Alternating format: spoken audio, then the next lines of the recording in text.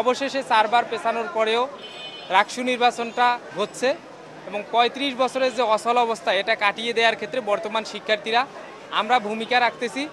এটা রাজশাহী বিশ্ববিদ্যালয়ের জন্য একটা ইতিহাস হয়ে থাকবে ইনশাআল্লাহ। এই ইতিহাসে সাক্ষী হতে যাচ্ছি আমরা সকল শিক্ষার্থী। যদিও কিছু শিক্ষক এবং কিছু কর্মকর্তা কর্মচারী বিভিন্ন অযৌক্তিক ইস্যু নিয়ে এসে বারবার নির্বাচনটা বানচাল করার জন্য এর আগে চেষ্টা করেছে, এখন এসে তারা শিক্ষার্থীদের ম্যান্ডেটের পক্ষে অবস্থান নিয়েছে বলে আমরা মনে করি। আমরা আশা করি নির্বাচনটা সুষ্ঠুভাবে সম্পন্ন হবে ইনশাআল্লাহ। জয়ের ব্যাপারে কতটা আশা করি? জয়ের ব্যাপারে রাজশাহী বিশ্ববিদ্যালয় ছাত্র শিবির সমর্থিত সম্মিলিত শিক্ষার্থী জোট আমরা অবশ্যই শতভাগ আশাবাদী থাকব। এটা সবাই আশাবাদী থাকে, আমরাও আশাবাদী আছি। আমরা দেখেছি ডাকসু এবং জাকসুতে যেভাবে শিক্ষার্থীরা ছাত্র শিবির সমর্থিত জোটের ওপর আস্থা রেখেছে, এখানেও সেরকমভাবে তারা আস্থা রাখবে বলে আমরা পূর্ণ বিশ্বাস রাখি ইনশাআল্লাহ। ডাকসু জাকসু চাকসুর থেকে নির্বাচনী প্রচারণার সময়টা বিভিন্ন কারণে রাকসুতে দীর্ঘায়িত হয়েছে এবং দীর্ঘদিন ধরে আমরা প্রচারণা চালাচ্ছি। এজন্য সকল শিক্ষার্থীদের কাছে শুধু একবার না কয়েক দফায় আমরা গিয়েছি আলহামদুলিল্লাহ।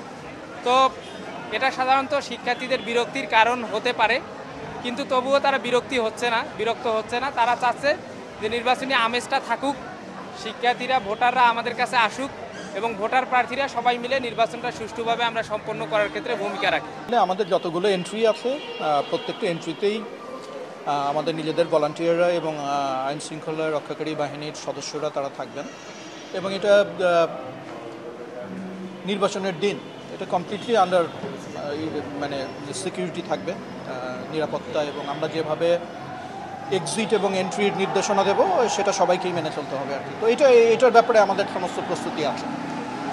আমরা ঢোকা এবং বের হওয়া বহিরাগতদের প্রবেশ, অপ্রয়োজনে এমনি ক্যাম্পাসের বাইরে যারা আছেন তাদের যাওয়া আসা, এগুলো সবগুলোই আমরা একটা নিয়ন্ত্রণের ভিতরে নিয়ে আনবো আর কি।